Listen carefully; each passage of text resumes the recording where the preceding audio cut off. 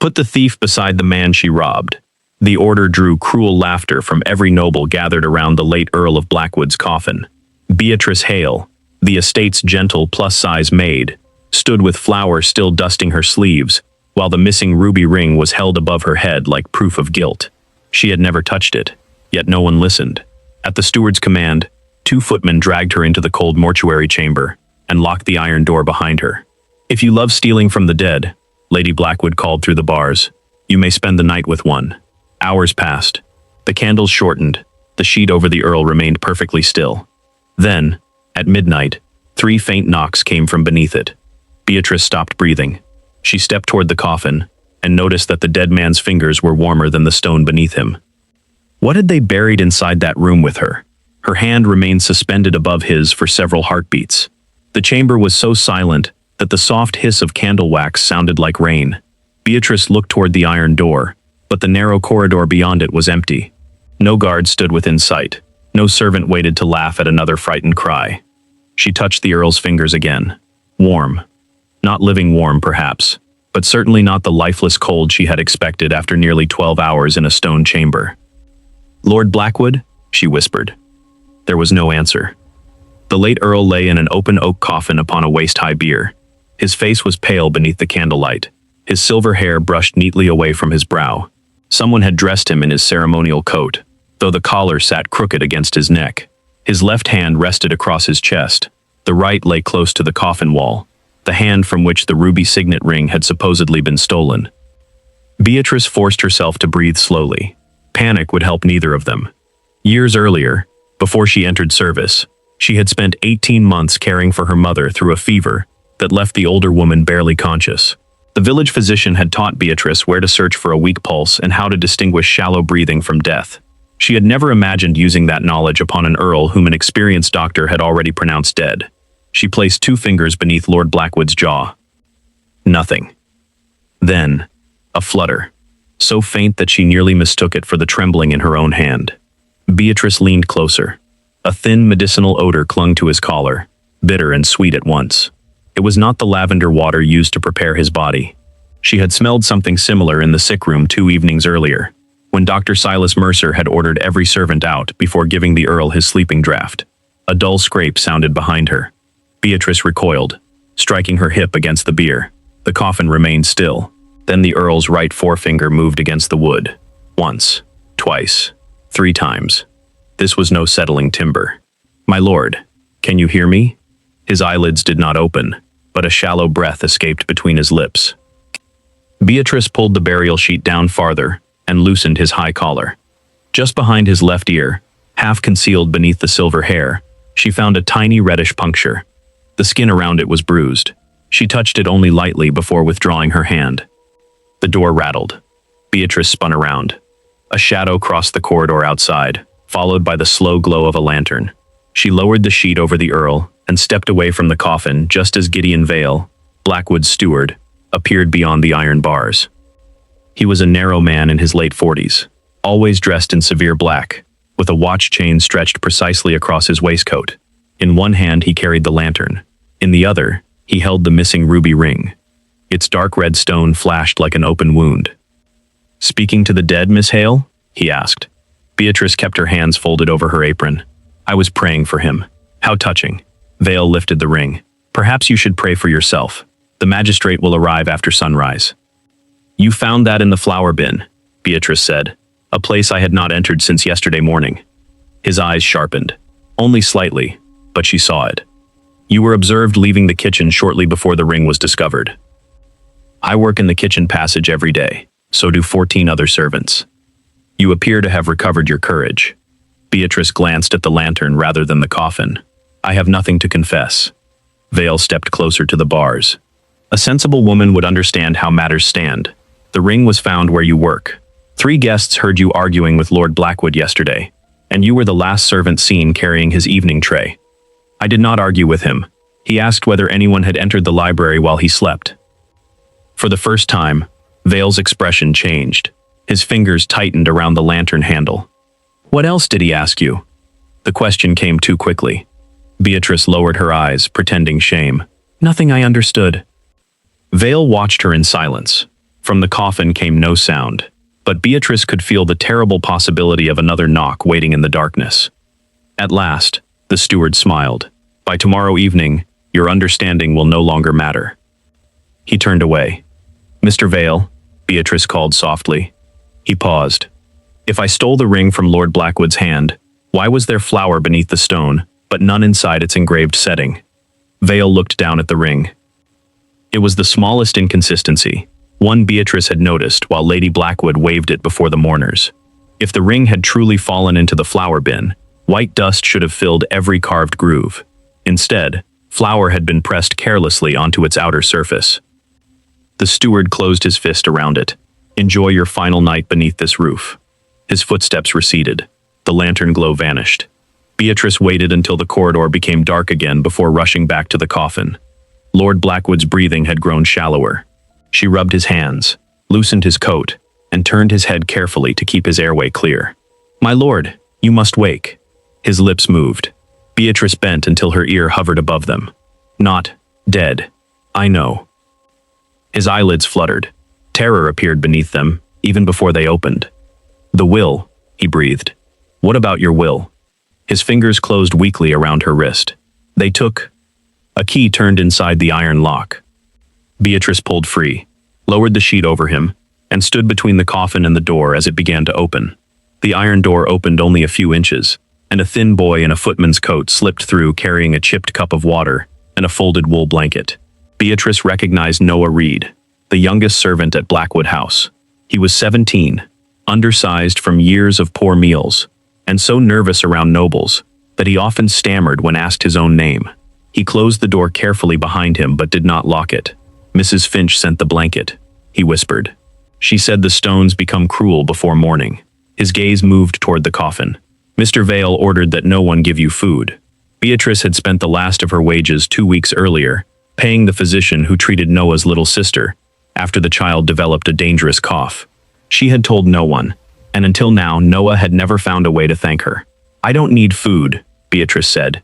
I need you to remain calm. She took his hand and led him to the coffin. When he saw the Earl's chest rise beneath the burial sheet, he nearly cried out. Beatrice clapped a hand over his mouth. He is alive, but only barely. Someone gave him something that slowed his heart and breathing. If they discover we know, they may finish what they began. Noah's face drained of color. We must wake Lady Blackwood. She watched them lock me in here. Lord Julian then. He is still traveling from London. They do not expect him before tomorrow afternoon. That absence suddenly seemed far less accidental. Lord Julian Blackwood, the Earl's only surviving son, had been summoned to Parliament 3 days earlier by a letter bearing a minister's seal. During the same period, Lady Octavia Blackwood had announced that her husband was changing his will. According to the servants' gossip, the new document would place the estate under Gideon Vale's management until Julian married a woman approved by his stepmother. Beatrice had considered the arrangement peculiar, but servants survived by noticing what their employers preferred them not to discuss. Go to Mrs. Finch, Beatrice said. Tell her I need the smelling salts from the blue cabinet and 2 warming bricks wrapped in cloth. Say I have fainted if she asks why. Noah glanced toward the corridor. And if Mr. Vale sees me? Then you were bringing water to a prisoner because you are kinder than he commanded you to be. That could cost me my place. Yes, Beatrice did not soften the truth. So I will not order you. Noah looked at the Earl, then at Beatrice. His jaw tightened. You never asked whether helping my sister would cost you anything. He took the empty cup and slipped out. Beatrice locked the door from the inside and returned to Lord Blackwood. His fingers had loosened, but his pulse remained faint beneath his jaw. She adjusted his head and rubbed his hands through the blanket. The bitter odor at his collar stirred an old memory. Her mother's physician warning that too much sleeping tincture could make a living patient appear dead to a careless observer. Yet a sleeping draught alone could not explain the puncture behind the Earl's ear. Beatrice examined the ceremonial coat. One cuff bore a narrow smear of gray wax. The candles in the Earl's bedchamber were ivory, the chapel candles yellow, and the servants used cheap brown tallow. Gray sealing wax was kept in only one place she knew, the estate office where Vale secured legal correspondence. She did not touch the mark. If she survived the accusation against her, she might need someone else to see it exactly where it lay. Noah returned 10 minutes later with the bricks concealed beneath a laundry cloth and the smelling salts inside his sleeve. Mrs. Finch gave them without asking, he said. But there are men awake in the West Hall. Mr. Vale has ordered the undertakers to seal the coffin before dawn. Beatrice placed the wrapped bricks beside the Earl's body, careful not to burn him. She uncorked the salts and held them at a safe distance beneath his nose. Lord Blackwood's brow tightened. His lips parted, and he dragged in a ragged breath. Noah crossed himself. "My lord," Beatrice whispered, "your son is not here. We need to know whom we can trust." The Earl's eyelids lifted halfway. His gray eyes were unfocused, yet fear sharpened them when he saw the chamber. "Coffin," he breathed. "You are not buried," Beatrice said. "Not yet." His hand moved weakly across his chest, searching for the missing ring. "Seal. Your ruby seal was planted in the flower bin." At the word planted, his gaze fixed on her face. "Will," he whispered again. "Chapel. Beneath." His throat tightened before he could finish. Beatrice heard footsteps approaching and quickly replaced the smelling salts in Noah's hand. "Hide them. Stand by the wall and say you found me unconscious." The key scraped in the outer lock. Noah darted behind the door, while Beatrice lowered the burial sheet and removed the warming bricks, hiding them beneath her skirt as she knelt beside the coffin. Gideon Vale entered with Dr. Silas Mercer, Lady Octavia, and 2 undertakers carrying hammers and a box of black iron nails. Lady Octavia wore an immaculate mourning dress, though her eyes were dry. "Why is that boy here?" Vale demanded. Noah opened his mouth, but no sound emerged. Beatrice answered for him. "I fainted. Mrs. Finch sent water." "Then Mrs. Finch will lose a week's wages," Vale said. He gestured to the undertakers. "Seal the coffin." Beatrice rose and placed her broad body between the men and the bier. "Lord Blackwood is alive." Silence held the room for one astonished moment. Then Lady Octavia laughed. "A thief inventing miracles to avoid prison. His body is warm. There is a pulse beneath his jaw, and a puncture behind his ear." Dr. Mercer stepped forward, his expression composed. "Grief and terror have confused you. I was neither grieving nor terrified when his fingers closed around my wrist." The doctor pulled back the sheet and touched the Earl's wrist for barely 2 seconds. "No pulse. Check beneath his jaw. You presume to instruct a physician? I ask you to examine a patient." Vale seized Beatrice's arm and dragged her away with enough force to tear her sleeve. Noah moved instinctively to help, but one look from the steward stopped him. The undertakers positioned the heavy lid above the coffin. Beatrice struggled against Vale's grip. "If you nail that lid shut, you will be burying a living man." The first undertaker lowered his hammer. At that instant, Lord Blackwood's hand rose from beneath the burial sheet and closed around Gideon Vale's wrist. The steward screamed. The hammer struck the floor. Before every person in the chamber, the dead Earl opened his eyes and whispered one unmistakable word: "Murderer." Gideon Vale tore his wrist from the Earl's grasp and stumbled backward, striking the coffin lid hard enough to send it crashing against the wall. Lady Octavia screamed. The undertakers fled into the corridor, and Noah stood frozen with the hidden smelling salts clenched inside his sleeve. Lord Blackwood's eyes remained open for only a moment. His gaze drifted from Vale toward Dr. Mercer. Then his hand fell against his chest, and his body went limp once more. "He named you," Beatrice said. Vale rubbed the red marks around his wrist.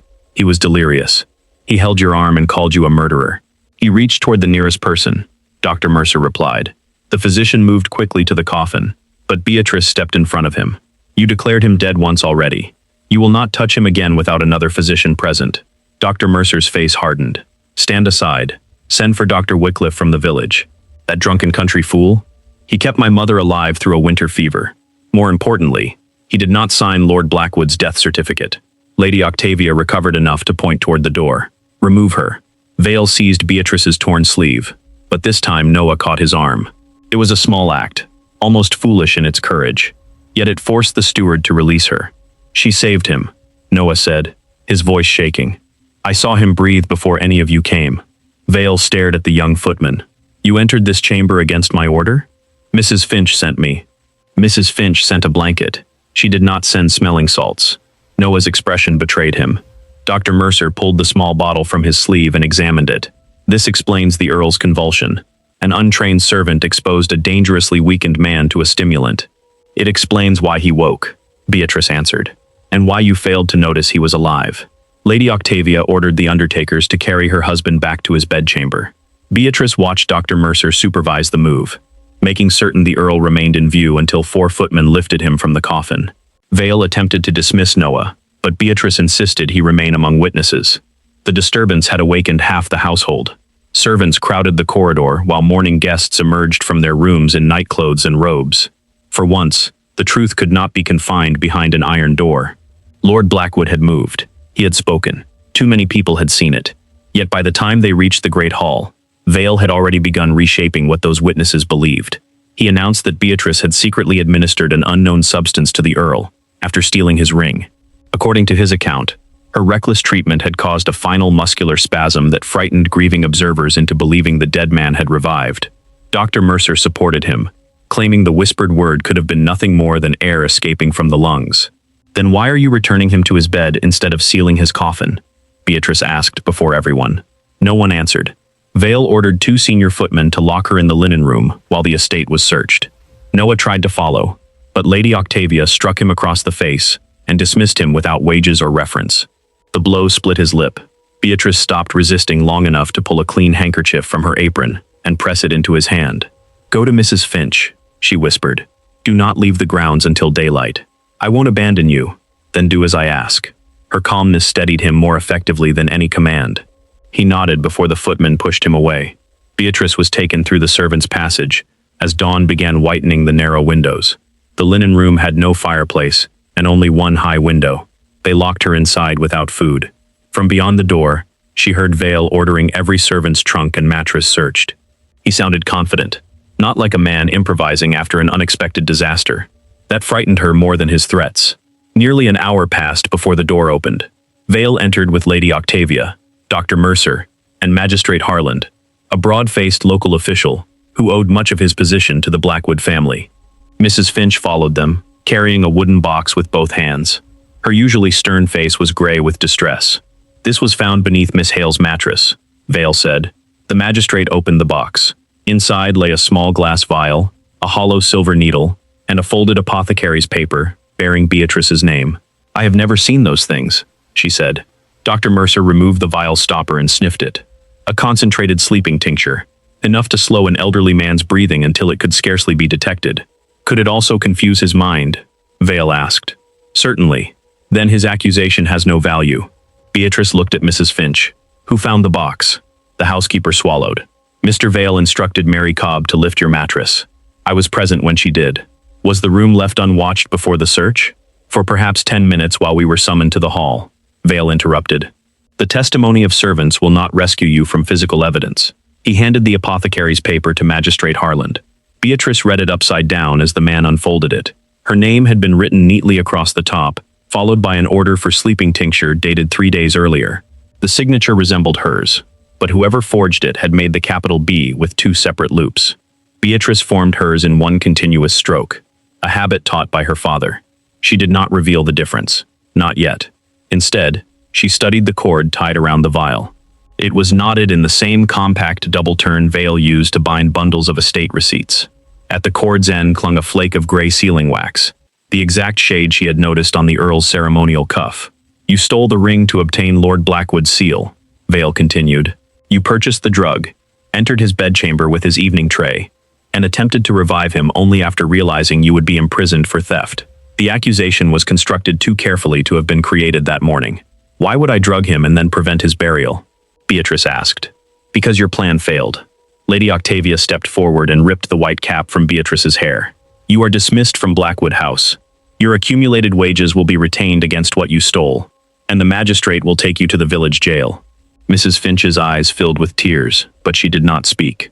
Magistrate Harland produced a pair of iron restraints. Beatrice held out her hands without lowering her head. As he closed the first shackle around her wrist, horses thundered into the courtyard. A man shouted for the front doors to be opened. Vale moved to the window, and for the first time since the Earl had awakened, genuine fear crossed his face. Below them, Lord Julian Blackwood leaped from a foam-covered horse and demanded to know why a letter bearing a forged parliamentary seal had been used to lure him away from his dying father. The magistrate paused with the second restraint still open, as Julian's boots struck the main staircase. Gideon Vale stepped away from the window and ordered him to continue, but Magistrate Harland hesitated. An heir returning to find his father falsely declared dead was not a man whose authority could be ignored. The linen room door burst open moments later. Julian Blackwood entered without a coat, his dark hair wet with sweat and rain, his riding gloves still clenched in one hand. He saw the shackle around Beatrice's wrist, then the box containing the vial and needle. "Why is a maid being arrested while my father lies upstairs without an independent physician?" Vale began explaining the stolen ring, the drug, and Beatrice's supposed confession through her actions. Julian listened without interruption, but his face tightened when Vale claimed Lord Blackwood's movement had been nothing more than a corpse's final spasm. "A corpse does not grip a man's wrist and speak," Julian said. Dr. Mercer signed a death certificate for someone who was breathing. Julian took the magistrate's key and released Beatrice himself. He did not apologize or offer comfort. His expression toward her remained cautious. "You will stay inside this house until the accusations are examined. If you attempt to leave, the magistrate may restrain you again. I have no intention of leaving while your father is in danger. You speak as if you know what happened to him. I know someone wanted him inside a sealed coffin before you returned." Vale accused her of manipulating a grieving son, but Julian was already moving toward the bedchamber. Beatrice followed. Lady Octavia attempted to block her at the staircase, calling her a dismissed servant, yet Julian ordered that the woman who had detected his father's pulse remain nearby. In the Earl's room, Dr. Mercer had placed heated bricks around the bed and opened the curtains as though daylight might disguise the previous night's negligence. Lord Blackwood lay motionless beneath the blankets. His breathing had become uneven, with long, terrifying pauses between each shallow breath. Dr. Mercer filled a silver syringe from a brown bottle. Beatrice recognized the same bittersweet odor that had clung to the Earl's collar. "Do not give him that." Every head turned toward her. The physician did not lower the needle. "This is a cardiac stimulant. Then why does it smell like the medicine that slowed his heart?" Many preparations share similar ingredients. There is already a puncture behind his ear. Dr. Mercer's eyes flicked toward the mark before he could prevent himself. Beatrice saw the recognition. "You knew it was there," she said. "I examined the body yesterday. Your signed report says there were no injuries or unusual marks." Julian took the syringe from the physician's hand and emptied it into the fireplace. Mercer protested that the Earl might die without treatment, but Julian ordered one of the grooms to ride for Dr. Wycliffe and bring him back regardless of cost. Vale quietly instructed another servant to watch the road. Beatrice noticed, but said nothing. If Vale wanted to know when the village physician approached, perhaps he intended to delay him. She turned to Noah, who had followed the group upstairs despite his dismissal. "Take the fastest carriage horse, not a saddle horse," she whispered. "Use the south gate, then cross the mill bridge. The main road will be watched." Noah nodded, but Vale caught him near the servants' stairs and accused him of stealing the smelling salts. "The boy acted on my instruction," Beatrice said. "Then you admit taking medical supplies without permission. Put their cost against my unpaid wages. Your wages have already been forfeited. Then put them against the silver needle someone planted beneath my mattress." Several servants lowered their faces to hide their reaction. Vale ordered Noah confined in the coal cellar until the magistrate decided whether to charge him. Beatrice stepped between the steward and the boy. "If you lock him away, no servant in this house will believe you are searching for truth. Servants are not paid to believe. No, they are paid to observe, and they have observed more than you realize." Julian intervened before Vale could seize her. He sent Noah to fetch Dr. Wycliffe, and warned that anyone obstructing him would answer directly to the future Earl of Blackwood. Noah escaped through the south gate, while Beatrice remained beside the bed.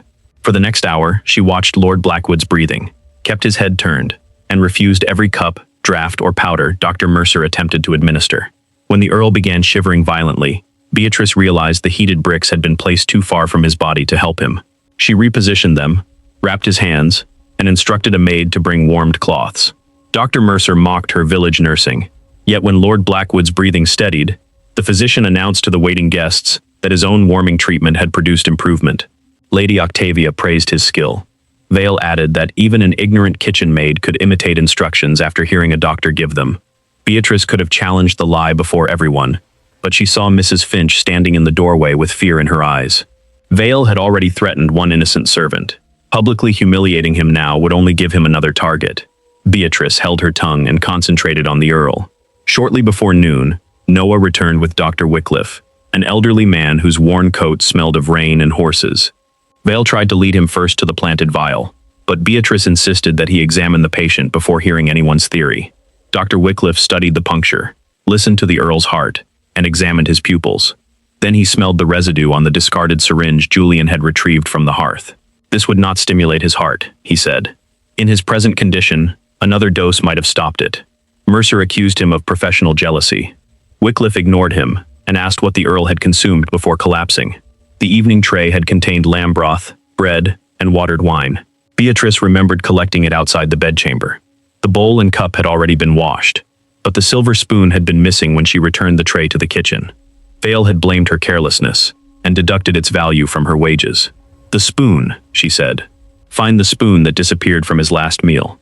Vale laughed. "A serving spoon will not explain a false death. Then you should have no objection to finding it." Julian ordered the household plate counted. Mrs. Finch brought the silver ledger while 2 footmen opened the locked pantry.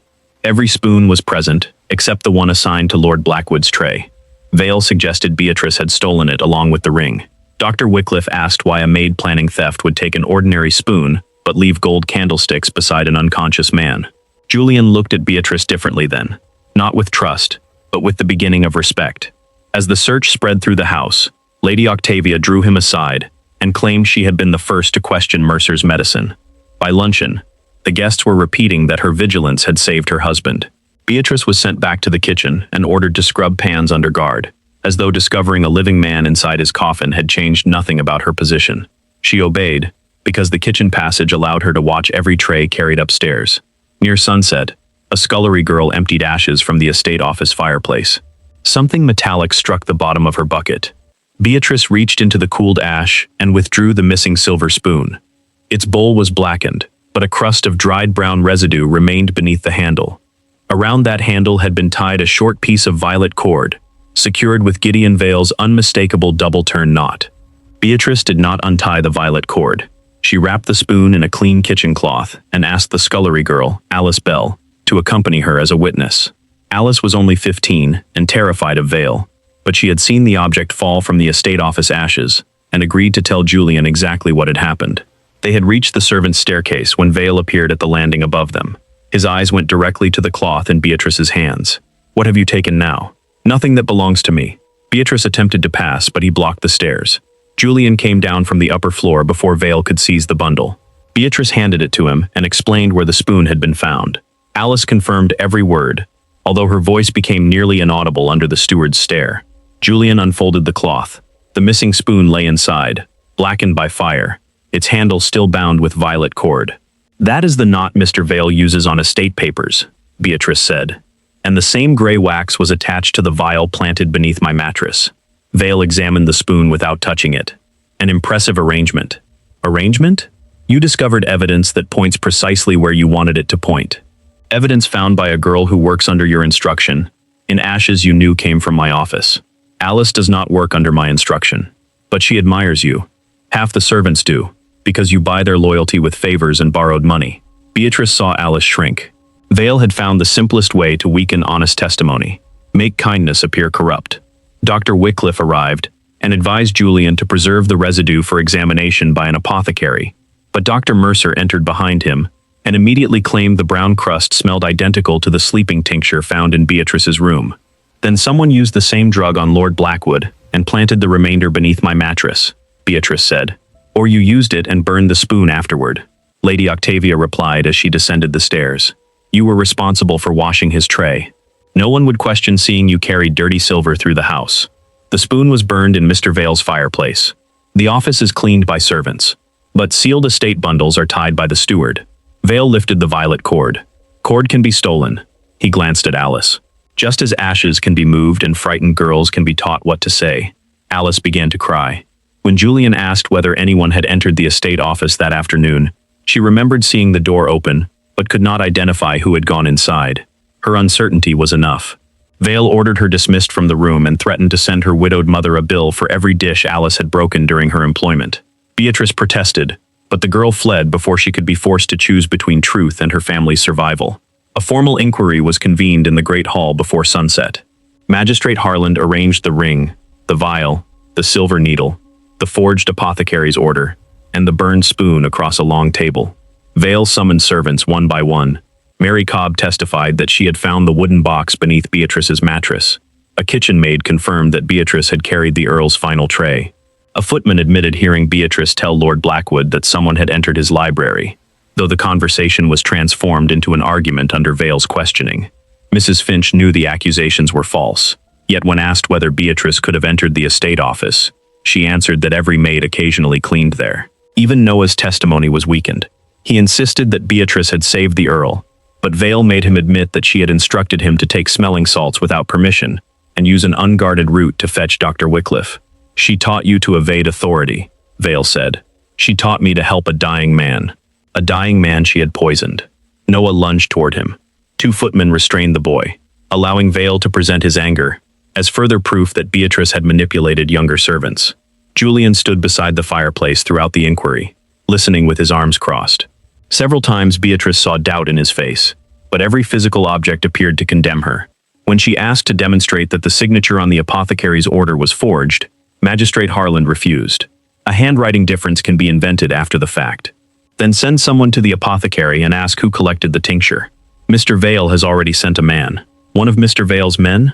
The magistrate struck the table. You are in no position to question the integrity of this inquiry. Dr. Mercer then produced the death certificate and claimed Beatrice had altered the time written upon it. The original hour had been scraped away and replaced with a later one, suggesting that she wanted to conceal when she delivered the drug tray. Beatrice had never seen the certificate before the inquiry, but no one allowed her to examine it closely. Vale placed the final accusation before the room. She had stolen the ruby ring to press the Earl's seal onto a forged parliamentary letter, lured Julian away, drugged Lord Blackwood, and planned to steal additional valuables during the confusion following his death. When the drug failed to kill him, she had staged the dramatic discovery inside the mortuary chamber to make herself appear innocent. It was an enormous conspiracy to place upon a maid with no money, horse, access to official correspondence, or reason to remove the heir. Its very size should have made it absurd. Instead, the gathered nobles seemed relieved to possess an explanation that did not require them to suspect one of their own. Why would I send Lord Julian away? Beatrice asked. What could I gain? Lady Octavia answered with a look of theatrical disgust. Perhaps you imagined my husband would reward the woman who revived him. Women like you often mistake a nobleman's basic courtesy for affection. Laughter moved through the hall. Beatrice's full figure, plain dress, and quiet manner became evidence in a different kind of trial, one in which aristocrats judged that a maid must be either foolish or scheming, because they could not imagine her acting from courage alone. Julian did not laugh, but neither did he stop the magistrate from fastening both restraints around her wrists. Until my father can speak clearly, he said, I cannot dismiss the evidence. The words hurt more than the iron. Beatrice looked toward Mrs. Finch, Noah, and Alice. Each had risked something for her already. She would not ask them to lose everything in a confrontation they could not win. Then let me speak to Lord Blackwood once before I am taken away. Mercer refused at once, claiming her presence could agitate the patient. Vale supported him. Julian considered the request, but a crash sounded on the floor above, followed by a woman's scream. Dr. Wycliffe ran upstairs. Julian and the others followed, leaving Beatrice in the magistrate's custody. Moments later, Wycliffe shouted from the Earl's bedchamber. The guard stationed outside had been struck unconscious. A bedsheet had been twisted into a rope and lowered from the window. Lord Blackwood was gone, and beside his empty bed lay Beatrice's missing white cap, stained with 3 drops of fresh blood. For several seconds, no one looked at Beatrice. Every eye remained fixed on the blood-stained cap lying beside the empty bed, as if a piece of servant's linen could explain how an unconscious Earl had vanished from a guarded room. Then Gideon Vale turned toward her with cold triumph. Search her for a key. Magistrate Harland held up Beatrice's shackled hands. She has been in my custody since before the inquiry began. She has accomplices, Vale replied. The Reed boy knows every servant's passage in the house. Julian ordered the gates closed and every horse counted. Vale sent footmen toward the stables, but Beatrice stopped at the threshold of the bedchamber and studied the scene. The bedsheet hanging from the window had been tied around the iron bedpost. Its lower end disappeared beyond the sill, presenting an obvious story. Someone had lowered the Earl into the garden, but Lord Blackwood was too weak to hold his own head upright, much less survive being lowered from the 2nd floor. Beatrice knelt and examined the carpet. No one carried him to that window.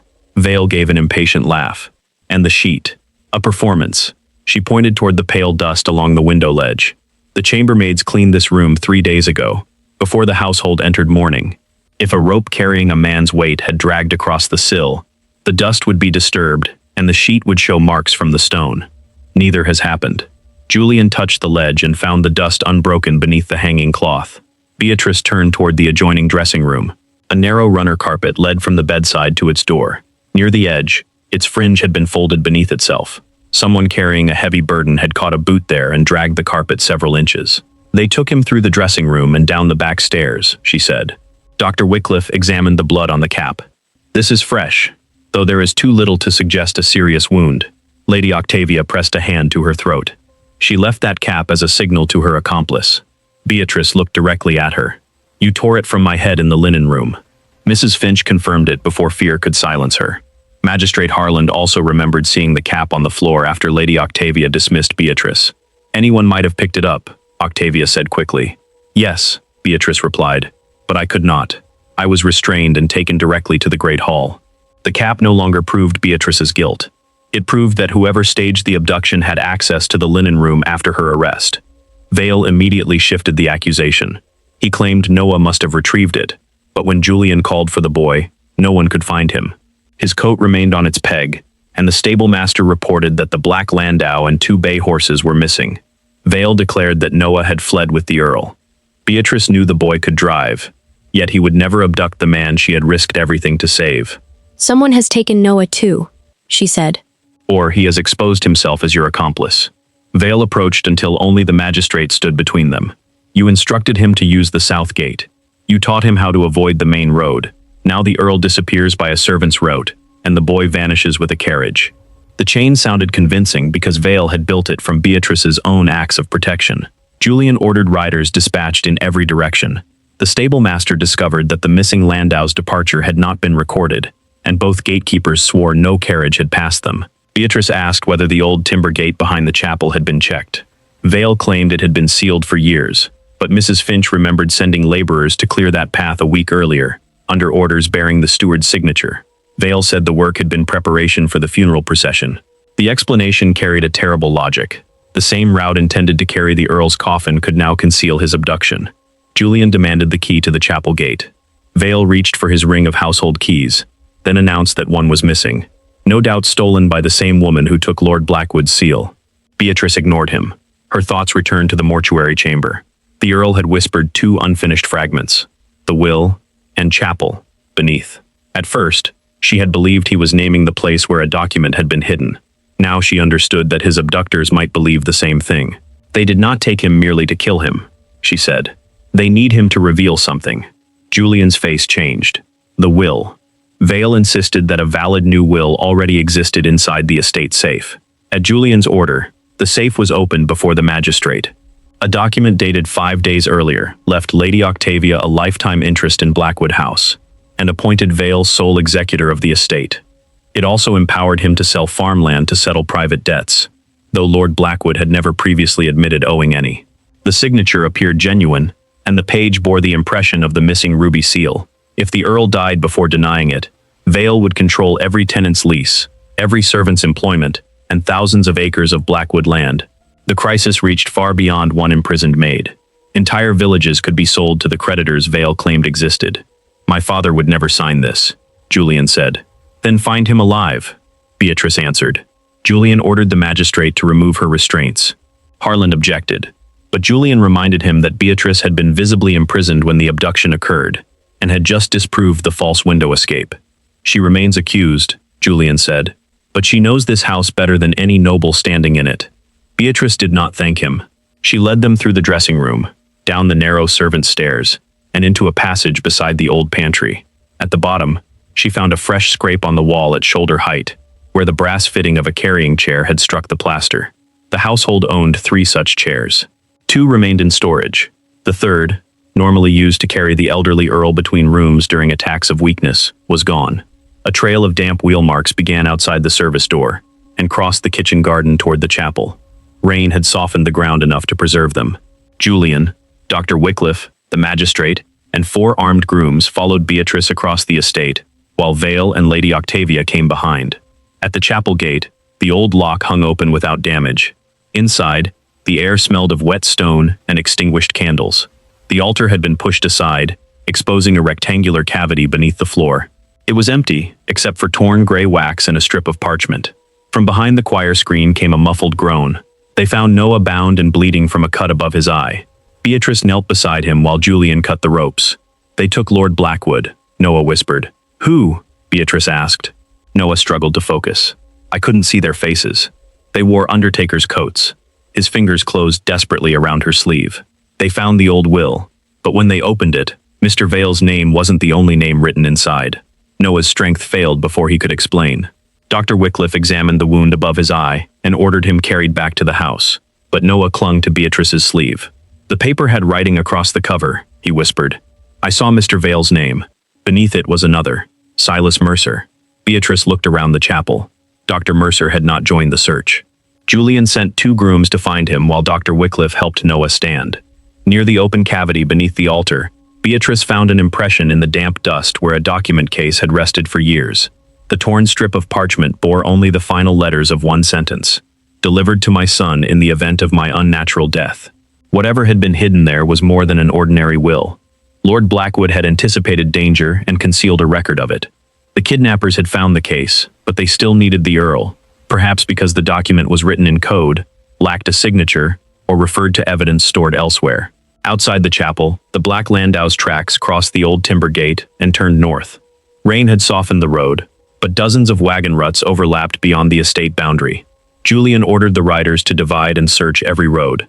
Beatrice studied the marks before they were trampled. The landau's left rear wheel had lost one iron stud, leaving a clean gap in each circular impression. One bay horse had also thrown its right hind shoe. Its hoof made a crescent mark with a broken outer edge. The carriage cannot travel quickly, she said, and they will avoid a village smith because the horse can be identified. Vale claimed the marks were too common to follow, but the estate's Old North Road crossed rough limestone. A barefoot horse carrying the weight of a landau would favor soft ground. Beatrice chose the marsh path leading toward the abandoned quarry cottages. Julian trusted her judgment enough to follow with 2 grooms, while Magistrate Harland remained to question Vale and Lady Octavia. Beatrice asked Noah what he remembered before Dr. Wycliffe took him back. The men in undertakers' coats had emerged from the choir vestry after the search party entered the chapel grounds. One struck Noah from behind. Before losing consciousness, he heard another man complain that Mercer had used too much of the drug, and that her ladyship would not pay for a corpse without the paper. Noah had assumed the words referred to Lady Octavia, but there were 3 titled women staying at Blackwood House for the funeral. The phrase opened a deeper question instead of answering one. Half a mile north, Beatrice found the broken crescent hoofprint pressed into a patch of wet moss. The trail left the main road and entered a stand of yew trees. Julian dismounted and offered her his horse, but she refused. Her broad body was tired after a sleepless night. Her shoes were soaked, and her wrists were bruised from the restraints. Yet she could read ground signs more clearly on foot. The landau had passed between 2 stone posts, leading to the old quarry lodge, a building unused since a roof collapse killed 3 workers 12 years earlier. Through the trees, they saw the missing carriage beside the ruined wall. One bay horse remained harnessed. The other had been cut loose. Wait for more men, Julian said. Beatrice noticed smoke beginning to curl through a hole in the lodge roof. If your father is inside, we do not have time. She ran before he could stop her. The front door had been barred from within, but a side window stood broken. Beatrice wrapped her apron around her hand, cleared the remaining glass, and forced her full figure through the narrow opening. Splintered wood tore her sleeve and cut her arm, but she landed inside the smoke-filled room. A pile of estate papers burned in the fireplace. Dr. Mercer's medical bag lay open beside a chair, along with a syringe and 3 empty bottles. There was no sign of the Earl. Julian entered through the window behind her, while the grooms broke the door from outside. They searched both rooms and found only the carrying chair, its cushions stained with the same 3 drops of blood that had marked Beatrice's cap. Vale's apparent evidence against her had been created here. Beatrice used a fireplace shovel to drag the burning papers onto the stone floor. Most were destroyed, but one surviving page listed payments to Dr. Mercer over 6 years. Each payment had been recorded as repairs to tenant cottages that had never occurred. The accounts bore Vale's handwriting and were sealed with gray wax. The forged debts in the new will were not debts at all. They were money stolen from the estate and disguised through false repairs. Julian stared at the totals. My father discovered this and prepared to remove Vale and Mercer, Beatrice said. That is why they needed the hidden record. A groan sounded beneath the floor. One groom lifted the rug, revealing a trapdoor once used to store quarry tools. It was locked. Julian struck it with the shovel, but the thick oak held. Then came 3 slow knocks from below. Beatrice's heart jolted at the familiar rhythm. She searched Mercer's bag, found a narrow key sewn inside its lining, and opened the trapdoor. Lord Blackwood lay at the bottom of the shallow cellar, with his ankles bound and a gag around his mouth. Beatrice descended first. His skin was cold, but his pulse was stronger than it had been inside the coffin. She removed the gag and supported his head, while Dr. Wycliffe, arriving with the second search party, examined him. The Earl's lips moved. Beatrice bent close. "Mercer has the papers," he breathed.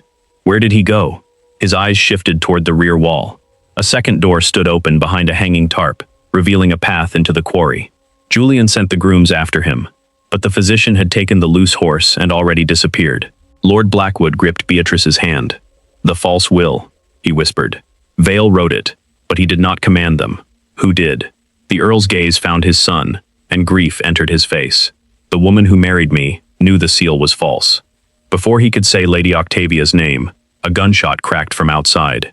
One of the grooms staggered through the door with blood spreading across his shoulder. Behind him, flames rose around the black landau, and Dr. Mercer's riderless horse galloped into the trees carrying the stolen document case tied beneath its saddle. Julian ordered one groom to pursue the riderless horse, while the others carried Lord Blackwood from the cellar. Beatrice remained beside the Earl, supporting his head as Dr. Wycliffe treated the wounded man and checked the older patient's breathing. The gunshot had bought Mercer enough time to disappear into the quarry tunnels, passages that opened onto 3 distant roads. By the time additional riders arrived, there was no clear trail to follow. The horse was found near the eastern ridge, with its reins tangled around a thorn bush. The leather straps beneath its saddle had been cut, and the stolen document case was gone. Their only surviving written evidence was the scorched account page Beatrice had pulled from the lodge fire. Julian folded it carefully and placed it inside his coat, while 2 grooms lifted his father into the carrying chair. During the return to Blackwood House, the Earl drifted between consciousness and a sleep so deep that even Dr. Wycliffe feared the drug might have caused lasting injury. Each time Beatrice spoke, Lord Blackwood's fingers moved toward her voice, but he could form no words. Lady Octavia waited in the great hall when they arrived. She was no longer dressed as a grieving widow.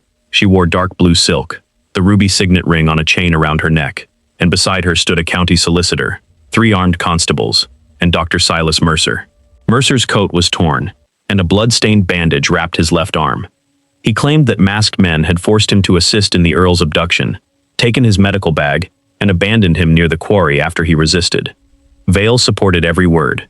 Magistrate Harland announced that a warrant had been issued for Noah and Beatrice as the suspected organizers of the kidnapping. "Noah was found bound inside the chapel," Julian said, "and Beatrice led us to my father." Lady Octavia replied that accomplices often staged rescues when their plans failed. Mercer swore that he had heard one kidnapper refer to the large Maid, who would make certain Lord Blackwood never spoke again. The insult was deliberately imprecise, impossible to disprove, and perfectly shaped for the audience waiting to believe it. Julian reached inside his coat for the scorched account page. His hand emerged empty. He searched both pockets, then remembered Lady Octavia embracing him at the entrance to the hall, while servants transferred the carrying chair. She smiled when he looked at her. "Have you lost something?" "A page listing payments from Vale to Mercer." "Another remarkable piece of evidence found by your maid?" Vale asked. "It was recovered from the lodge fire," Julian said. "Beatrice, Dr. Wycliffe, and 2 grooms saw it. One of the grooms lay upstairs with a bullet wound. The other stared at the floor when Magistrate Harland questioned him. His wife and children occupied a cottage controlled by the estate. If dismissed, they would lose their home. "I saw a burned paper," he finally said. "I could not read what was written." Dr. Wycliffe confirmed the figures, but Vale dismissed him as an aging village physician, eager to destroy a professional rival. Lady Octavia then produced a deed signed 5 days earlier. It granted her temporary control of the household and estate whenever Dr. Mercer certified that her husband lacked the capacity to manage his affairs. Vale was named financial administrator. The deed carried the ruby seal and 2 witness signatures from men already traveling abroad. Mercer signed the certificate of incapacity before everyone in the hall. Lord Blackwood attempted to lift his head from the carrying chair, but only a broken sound escaped his lips. "He is trying to accuse you," Beatrice said, "or begging his wife to protect him from you," Lady Octavia replied. She ordered the servants to take him upstairs and forbade Beatrice, Noah, Julian, and Dr. Wycliffe from entering his room. Julian refused to obey, but the constables moved between him and his father. Under the terms of the deed, Lady Octavia controlled access to the patient until a county judge could examine the dispute. Vale had already arranged for that judge to visit in 3 days. 3 days was more than enough time for a weakened man to die.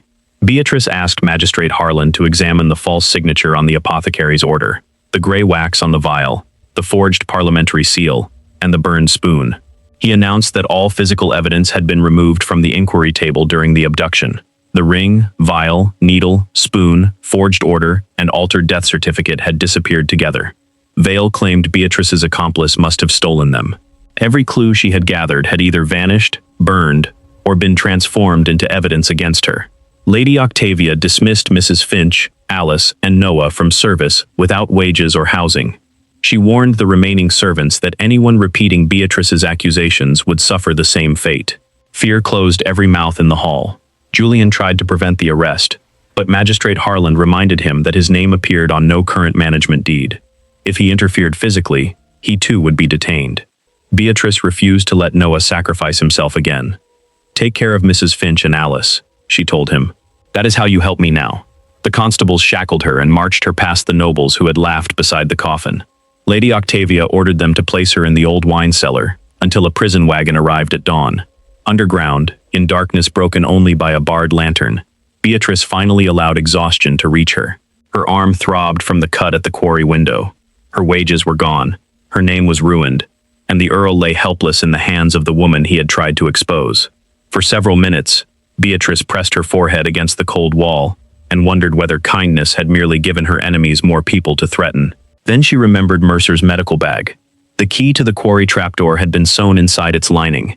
Julian and both grooms had watched Beatrice cut the stitches and remove it. Mercer now claimed masked kidnappers had stolen the bag from him before locking Lord Blackwood in the cellar. But if the only key had remained sewn inside Mercer's bag outside the trapdoor, the kidnappers could not have locked it after placing the Earl below. Mercer had locked the door himself, planted his own bag as part of the scene, and forgotten that the hidden key made his story impossible. Beatrice lifted her head. Their strongest evidence was no longer an object Lady Octavia could burn. It was a contradiction witnessed by 4 living people. And at dawn, Beatrice intended to make Mercer repeat his lie under oath. Shortly before dawn, Julian entered the wine cellar carrying a lantern. He had dismissed the constable at the door by claiming he wished to obtain Beatrice's confession before she was transferred. Once they were alone, she told him about the key sewn inside Mercer's medical bag. Julian remembered watching her cut the stitches. So did Dr. Wycliffe and the unwounded groom. "Mercer must repeat his story in front of everyone," Beatrice said. "Do not accuse him first. Ask him how the kidnappers locked the trapdoor." Julian understood. If warned, Mercer could invent a different account. Beatrice also asked Julian to retrieve the forged parliamentary summons he had carried back from London, and send Noah to the village apothecary, with the apothecary's order copied from memory. "The original disappeared," Julian said. "The apothecary's own ledger has not." Julian hesitated before unlocking her shackles. "If this fails, my stepmother will accuse me of helping you escape. Then do not free me. Bring the confrontation here. She intends to make an announcement in the Great Hall at 9. Tenants have already been summoned to hear that their leases will be reviewed under the new management deed." Beatrice realized Lady Octavia was moving faster than expected. Families who had farmed Blackwood land for generations could be displaced before Lord Blackwood recovered enough to object. "Take me there in restraints," she said. "Let her believe she has won." At 9, the Great Hall filled with servants, tenants, funeral guests, county officials, and armed constables. Lord Blackwood remained upstairs under Lady Octavia's guard. Vale stood at the central table with stacks of lease documents bound in violet cord. He announced that the estate carried enormous debts and that rents would be raised immediately. Any tenant unable to meet the new amount within 30 days would surrender his land. Fear spread through the room. Beatrice was brought in wearing her torn gray dress, her wrists chained, her hair uncovered where Lady Octavia had ripped away her cap. Several nobles laughed when they saw her. Lady Octavia asked whether Julian intended to let a kitchen maid advise him on estate law. "No," Beatrice answered. "I intend to ask a physician one question." Mercer smiled confidently. Before the magistrate and assembled witnesses, he repeated his claim that masked kidnappers had stolen his medical bag, forced him to assist in removing the Earl, and later abandoned both the bag and Lord Blackwood inside the quarry lodge. "You said they locked the Earl beneath the trapdoor," Beatrice said. "Yes. Where was the key?" Mercer paused. "In the lock, I assume." "It was not. The door was locked when we arrived, and the key was sewn inside the lining of your medical bag." A murmur moved through the hall. Mercer claimed the kidnappers must have discovered the hidden key, used it, and sewn it back into the bag. "With what?" Beatrice asked. "There was no needle or thread in the lodge. The stitches were old and covered with dust. I cut them open myself." Julian confirmed it. Dr. Wycliffe confirmed it next. The groom who had watched the rescue stepped forward, glanced at his frightened wife among the tenants, and confirmed it as well. Mercer's confident expression began to fracture. Then one of them possessed another key. The lock was made 40 years ago, Julian said. My father kept no duplicate. Beatrice turned toward the magistrate. Dr. Mercer did not arrive after the kidnapping.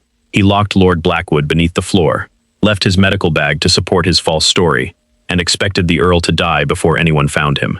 Vale attempted to end the questioning, but Julian produced the forged parliamentary summons. The letter bore a minister's name, yet the London office had confirmed that no such message had been sent. Noah entered the hall with the village apothecary, Mr. Fenwick, who carried a thick sales ledger. Fenwick testified that Beatrice had never purchased a sleeping tincture. 3 days before the Earl's collapse, Dr. Mercer had bought 2 bottles in cash and asked that no receipt be sent to Blackwood House. The ledger recorded the purchase in Mercer's own name. Lady Octavia claimed the physician had bought the medicine for a different patient. Dr. Wycliffe asked Mercer to identify that patient. Mercer could not. Beatrice then pointed toward the false debts listed in the management deed. Mrs. Finch, Alice, Noah, and 6 tenant families testified that repairs charged to the estate had never been performed. Vale had recorded new roofs on cottages that still leaked, stone walls that had never been built, and wells that did not exist. The missing money matched the payments on the scorched page recovered from the lodge. Although the page itself was gone, the tenants were living witnesses to the fraud. One by one, the room's laughter disappeared. Vale's face turned gray. Mercer began edging toward the side door, but the magistrate ordered the constables to stop him. Lady Octavia remained composed. At most, you have shown that my husband employed dishonest men, she said. Nothing connects me to their crimes. The management deed still bears his signature and seal. His own physician has certified him incapable. This maid remains accused of theft and conspiracy. She stepped close to Beatrice and lifted the ruby ring from her chain. You imagined that because a dying old man moved his fingers, you could raise yourself above your station. Look at you. No cap, no wages, no reference. Standing in chains before the people you tried to deceive. Beatrice felt the intended cruelty of every word, but she also saw Lady Octavia make a fatal mistake. She displayed the ring as proof that the seal on the deed must be genuine. Beatrice remembered the clean engraved setting when the ring was pulled from the flower, the gray wax on Lord Blackwood's ceremonial cuff, and the unfinished words he had spoken inside the coffin. He had not been searching for the ring merely because it represented authority. He had been trying to direct her towards something attached to the clothing in which his enemies intended to bury him. The deed may carry an impression from that ring, Beatrice said, but Lord Blackwood did not seal it. Lady Octavia laughed. And how can a maid possibly prove that? Beatrice turned to Julian. Bring the ceremonial coat your father wore inside the coffin. Do not let Mr. Vale or Lady Octavia touch it. The proof they failed to burn has been in this house from the beginning. Julian sent Mrs. Finch and 2 constables to retrieve the ceremonial coat from the locked mortuary wardrobe. They returned carrying it across their arms, preserving exactly where it had been found and preventing Vale or Lady Octavia from approaching it. Beatrice asked the magistrate to examine the right cuff. A streak of gray wax remained embedded in the black wool. That wax came from the estate office, Vale said. Any servant could have placed it there. Not this time, Beatrice replied. She turned the cuff inside out and revealed 3 tiny stitches made with violet thread. The Earl's formal coats normally had white silk lining, and Mrs. Finch confirmed that the violet stitches had not been present when she last brushed the garment. Beatrice asked for scissors, cut the thread, and removed a narrow gray envelope concealed between the lining and the sleeve. Lady Octavia stepped forward, but Julian blocked her. The envelope bore Lord Blackwood's handwriting and was addressed to his son. Its seal had cracked when it was hidden, creating the wax smear Beatrice noticed inside the coffin. Beneath the flap, the Earl had written that if the packet was discovered anywhere except beneath the chapel altar, its contents should be read before the magistrate and tenants. The room became silent as Julian unfolded the pages. The first was a signed memorandum, describing how Lord Blackwood had uncovered 6 years of false repair expenses. The stolen estate money had not settled Blackwood debts. It had paid private creditors belonging to Lady Octavia, whose gambling losses and secret loans would have ruined her if they became public. Vale had invented repairs, transferred the money through false accounts, and received a percentage for his cooperation. Dr. Mercer had falsified medical expenses and supplied drugs whenever the Earl became suspicious. The packet also contained 3 letters written by Lady Octavia to Vale. In the final letter, she instructed him to send Julian away with a forged parliamentary summons, obtain Lord Blackwood's ruby ring, and ensure that Mercer's death certificate was signed before anyone summoned another physician. She did not write the word murder, but her meaning was unmistakable. Once the coffin is sealed, my husband's objections will trouble us no further. Lady Octavia claimed the letters were forged. Beatrice pointed out that each had been sealed with the same gray wax found on the vial cord, the burned spoon, and the Earl's cuff. The folds matched the size of envelopes stored in Octavia's private writing cabinet. More importantly, the letters contained corrections written in the same hand as notes she had sent to servants for years. Mrs. Finch produced several genuine examples. The magistrate compared them before the entire hall. The long backward stroke in every capital O, the shortened cross on each T, and the peculiar way Octavia joined the letters C and T appeared in all of them. Vale's composure collapsed. He accused Mercer of designing the poisoning, and Lady Octavia of forcing him to obey. Mercer shouted that Vale had mixed the tincture into the broth. Beatrice stopped them both. You each performed a different part. Dr. Mercer purchased the tincture, placed part of it in Lord Blackwood's food, and injected another dose behind his ear. Mr. Vale burned the spoon, planted the remaining bottle beneath my mattress, forged the apothecary's order, and arranged for the undertakers to seal the coffin before Lord Julian returned. Lady Octavia stole the ruby ring and used it to seal the false summons and management deed. Then she pressed flour onto the ring before it was found, so the household would believe I had hidden it. She lifted the ring from the table. That is why flour covered the outside but never entered the engraved setting. It was not dropped into the bin. It was dusted by hand. The evidence now formed one unbroken chain. Lord Blackwood had confronted his wife about the stolen money and prepared a memorandum to revoke her authority. He hid the original packet beneath the chapel altar, but concealed duplicate letters inside the coat traditionally reserved for his burial. The conspirators drugged him before he could deliver either set to Julian. Because Beatrice carried his evening tray and had overheard him asking about the library, she became the perfect scapegoat, a quiet, plus-size maid whom the nobles already considered clumsy, foolish, and easy to frighten. Vale planted the ring and medicine among her belongings. Mercer declared the Earl dead. Lady Octavia ordered Beatrice locked with the body, believing the punishment would silence her until the coffin was sealed. Their plan failed because Beatrice recognized warmth, found a pulse, and refused to accept a physician's authority over what her own hands could prove. Dr. Wycliffe entered the hall supporting Lord Blackwood, who wore a dressing gown and leaned heavily upon Noah. He was weak, but his mind was clear. Every word Miss Hale has spoken is true, he said. Lady Octavia begged him to remember that she was his wife. Lord Blackwood looked at the woman who had prepared his funeral while he was still breathing. A wife does not measure her husband for a coffin before the poison has finished its work. Magistrate Harland ordered the constables to arrest Octavia, Vale, and Mercer for attempted murder, kidnapping, forgery, theft, and conspiracy. Mercer tried to flee through the side door, but Noah closed it before he reached the corridor. Vale dropped to his knees and offered to testify against Octavia. Beatrice did not mock him. She simply asked that every stolen pound be traced and returned to the estate. Lady Octavia passed Beatrice with her head held high, until the tenants turned away from her. Only then did the proud woman who had laughed beside the coffin understand that she had lost more than Blackwood House. She had lost the deference that made her cruelty possible. Magistrate Harland removed Beatrice's shackles himself. He apologized for allowing rank to outweigh reason, though Lord Blackwood informed him that the county would decide whether an apology was sufficient. The false management deed was destroyed only after copies had been preserved for the criminal proceedings.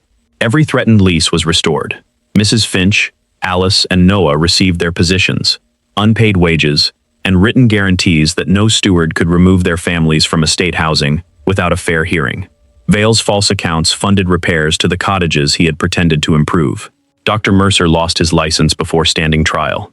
Lady Octavia's private property was seized to repay what she had stolen. Lord Blackwood recovered slowly. Weeks later, he summoned Beatrice to the same great hall where nobles had laughed as she knelt beside his coffin. He offered her a lifetime pension and a cottage. Beatrice accepted the cottage for her aging mother, but declined to leave service. "I was not ashamed to be a maid when they mocked me," she said. "I will not become ashamed of it now that they respect me." Mrs. Finch named her senior housemaid and eventual successor as housekeeper, giving her authority to protect the servants whose voices had once been ignored. Beatrice remained full-figured, gentle-faced, and quietly spoken. Nothing about her body required correction, and triumph did not harden her kindness.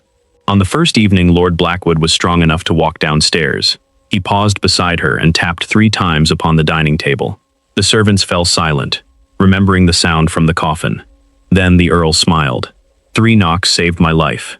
Beatrice shook her head. No, my lord. Someone choosing to listen did.